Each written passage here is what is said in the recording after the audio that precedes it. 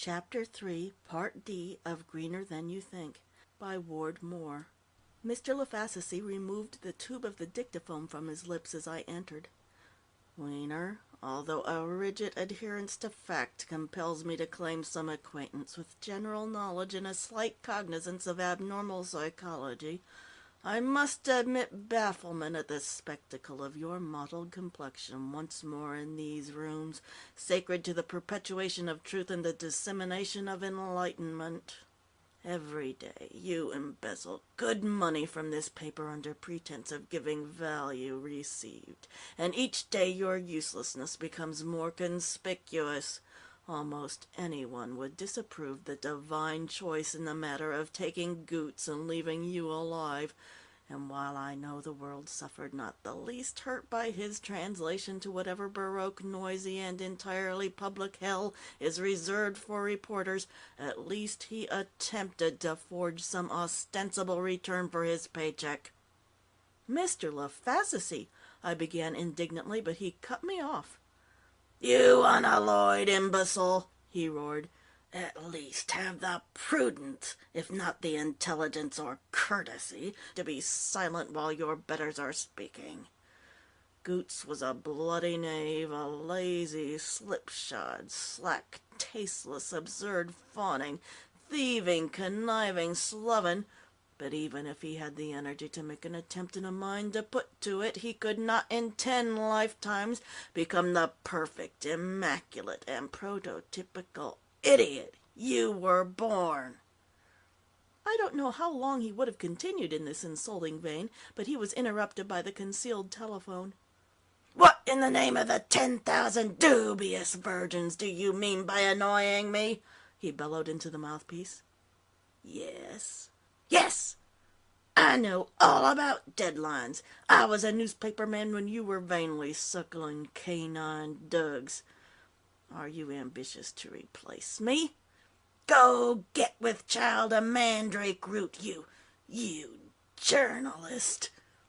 I will meet the Intelligencer's deadline as I did before your father got the first tepidly lustful idea in his nulliparous head, and as I shall after you have followed your useless testes to a worthy desuetude."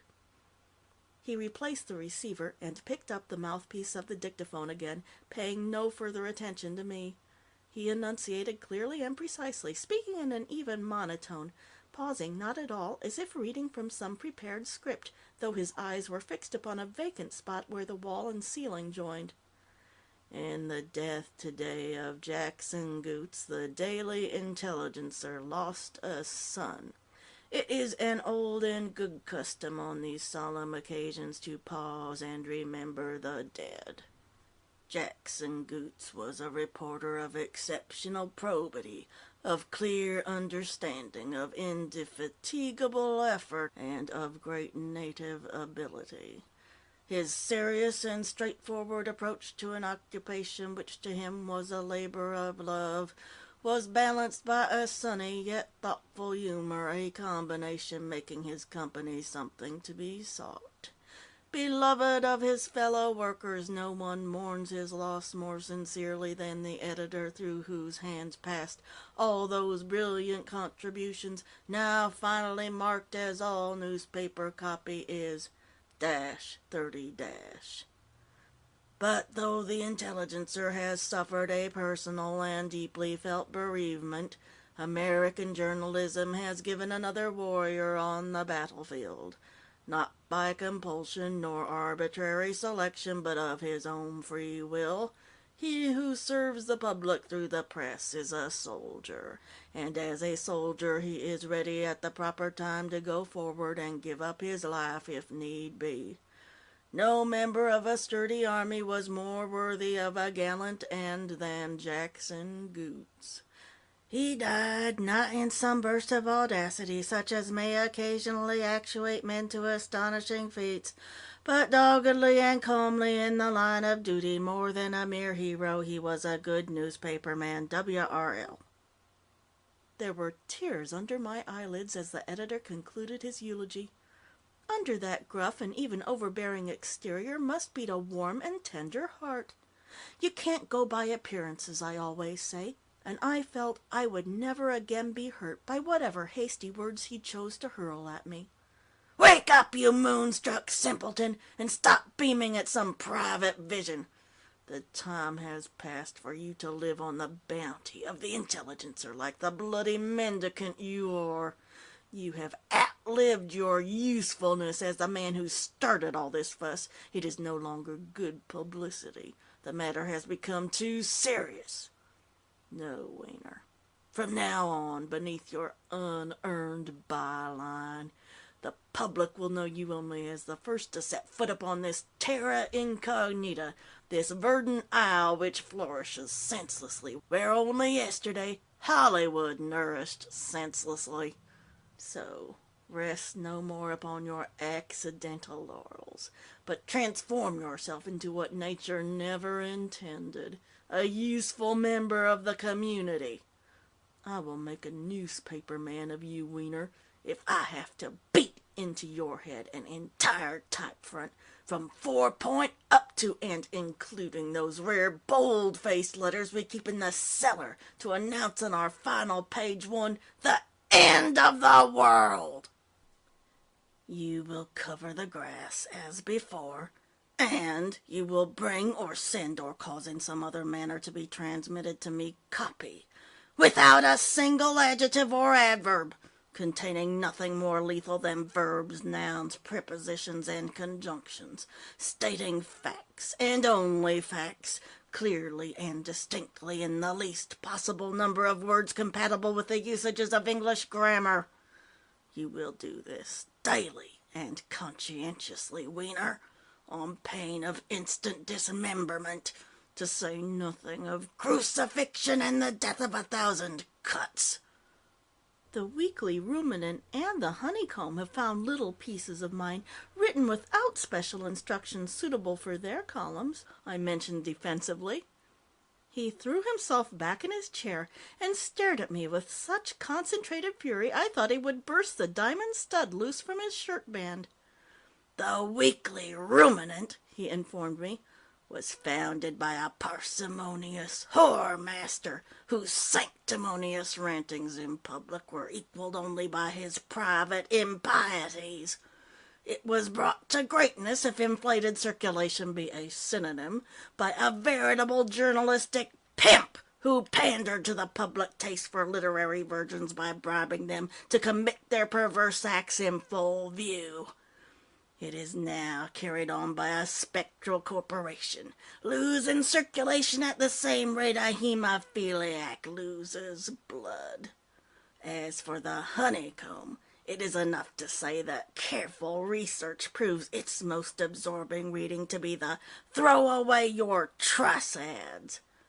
Is it not natural, Weener, that two such journals of taste and enlightenment should appreciate your efforts?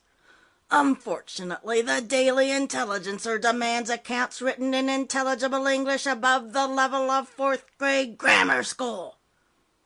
I would have been shocked beyond measure at his libelous smirching of honored names, and hurt as well by his slighting reference to myself, had I not known from the revealing editorial he had dictated what a sympathetic and kindly nature was really his, and how he might, beneath this cynical pose, have an admiration great as mine for the characters he had just slandered. You will be the new Peter Schlemiel, Weener. From now on you will go forth without a ghost, and any revision essential to your puny assault upon the Republic of Letters will be done by me, and God help you if I find much to do, for my life is passing and I must have time to read the immortal Hobbes before I die. In spite of all he'd said, I couldn't help but believe Mr. LaFascicey realized my true worth. Or why did he confer on me what was practically a promotion? I was therefore emboldened to suggest the cancellation of the unjust pay cut.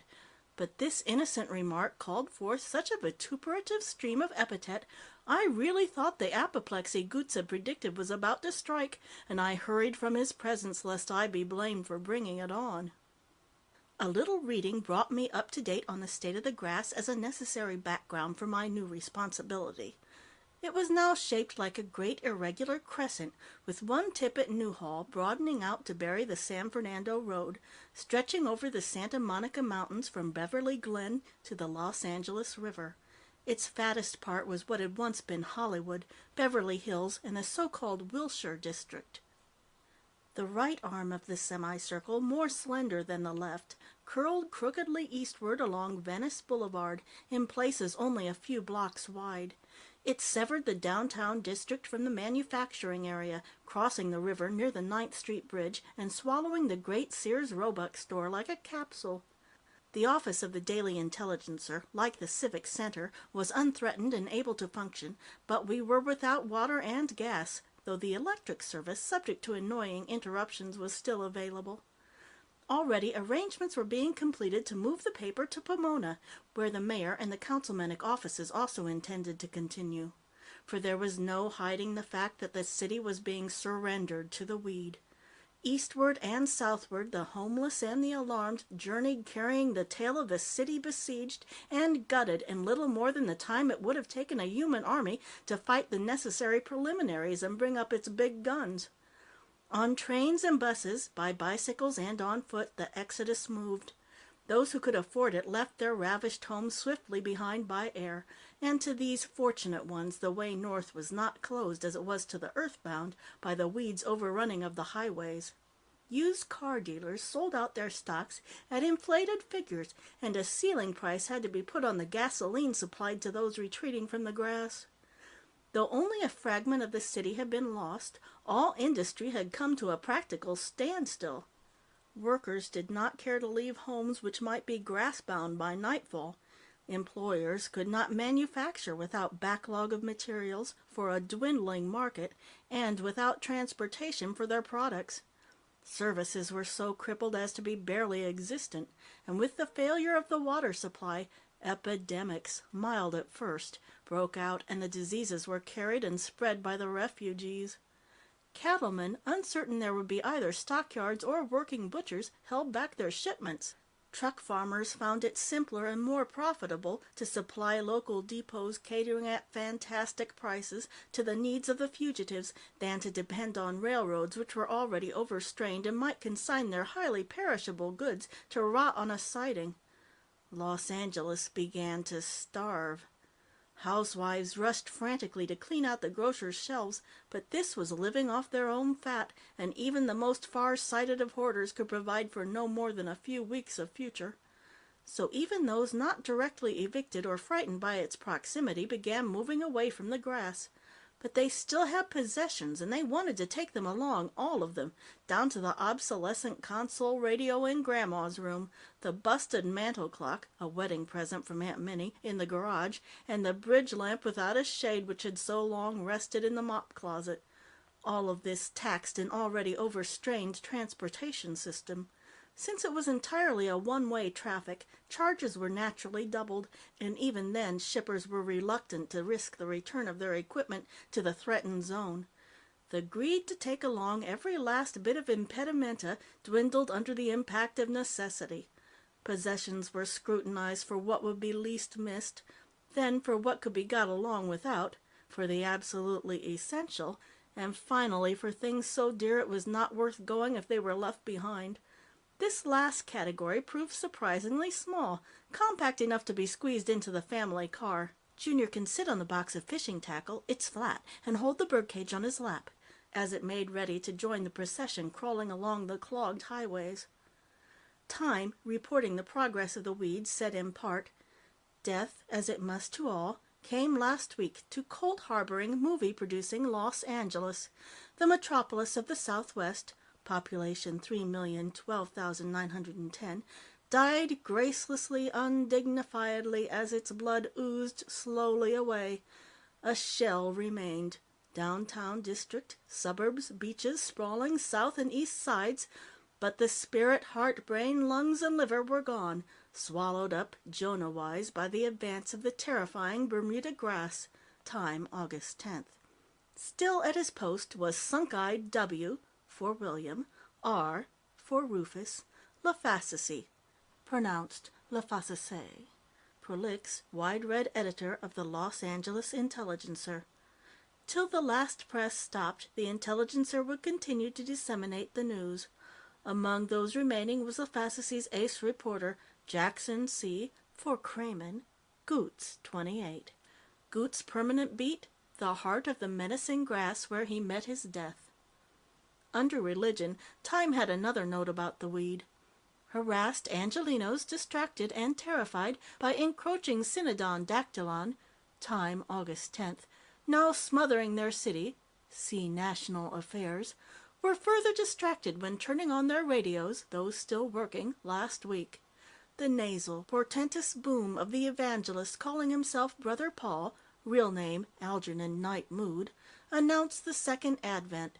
It was taking place in the heart of the choking grass. What brought death and disaster to the country's third city offered hope and bliss to followers of Brother Paul. "Sell all you have," advised the radio preacher. "Fly to your Savior, who is gathering his true disciples at this moment in the very center of the grass. Do not fear, for he will sustain and comfort you in the thicket through which the unsaved cannot pass." At last report, countless followers had been forcibly restrained from self-immolation in the Synodon Dactylon, unnumbered others gone joyfully to their beatification, not yet reported as joining his savior, Brother Paul. Under people, admitted to the relief rolls of San Diego County this week, were Adam Dinkman and wife, whose front lawn, Time, August 3, was the starting point of the plaguing grass. Said Mrs. Dinkman, "The government ought to pay." Said Adam Dinkman, "It's a terrible thing." I resolved to send the Dinkmans some money as soon as I could possibly afford it. I made a note to this effect in a pocket memorandum book, feeling the glow of worthy sacrifice, and then went out and got in my car. It was all right to digest facts and figures about the weed from the printed page, but it was necessary to see again its physical presence before writing anything for so critical an editor as W.R. Lafassisy. I drove through the Second Street Tunnel and out Beverly Boulevard. There, several miles from the most advanced runners of the grass, the certainty of its coming lay like a smothering blanket upon the unnaturally silent district. There was no traffic on my side of the street, and only a few last-minute straggling jalopies, loaded down with shameless bedding and bundles, coughed their way frantically eastward. Those few shops, still unaccountably open, were bare of goods, and the idle proprietors walked periodically to the front to scan the western sky to assure themselves the grass was not yet in sight. But most of the stores were closed, their windows broken, their signs already tarnished and decrepit with the age which seems to come so swiftly upon a defunct business. The sidewalks were littered with rubbish, diagonally flattened papers, broken boxes, odd shoes. Garbage cans, instead of standing decorously in alleys or shamefacedly along the curb, sprawled in lascivious abandon over the pavements, their contents strewn widely. Dogs and cats, deserted by fond owners, snarled and fought over choicer tidbits. I had not realized how many people in the city kept pets until the time came to leave them behind. At Vermont Avenue, I came upon what I was sure was a new nucleus, a lawn green and tall, set between others withered and yellow. But I did not even bother reporting this to the police, for I knew that before long the main body would take it to its bosom. And now, looking westward, I could see the grass itself, a half-mile away at Normandy. It rose high in the air, dwarfing the buildings in its path, blotting out the mountains behind, and giving the illusion of rushing straight at me. I turned the car north, not with the idea of further observation, but because standing still in the face of that towering palisade seemed somehow to invite immediate destruction. I drove slowly and thoughtfully, and then at Melrose the grass came in sight again, creeping down from Los Feliz. I turned back toward the Civic Center. It would not be more than a couple of days at most now, before even downtown was gone. End of Chapter 3, Part D.